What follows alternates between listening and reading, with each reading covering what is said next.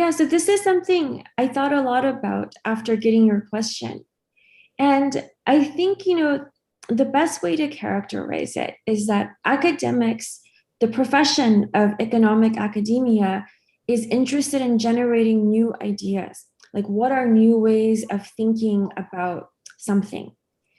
The, but it takes a long time sometimes for these new ideas to map into policy making, right? I mean, it's like new ideas in science or engineering. You have a theory first and an idea first, and then sometimes it takes a while to figure out what to do with that idea. Like you think something valuable will come of it, but we don't know immediately. Policymakers don't have the luxury of time. So policymakers have to make economic policy today, every day, even if they don't have an economic theory or a new idea to guide them.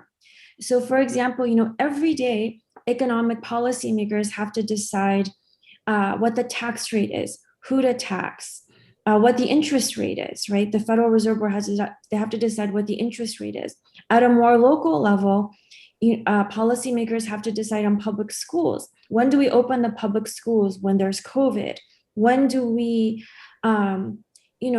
do we open public schools for all children or some children? I live in Chicago. This is something that people talk about every day these days. And someone will be harmed. That some people will benefit more than others, and some people might be hurt by the policy. You don't have the scientific evidence in front of you, and yet you have to make a call today because that's your job.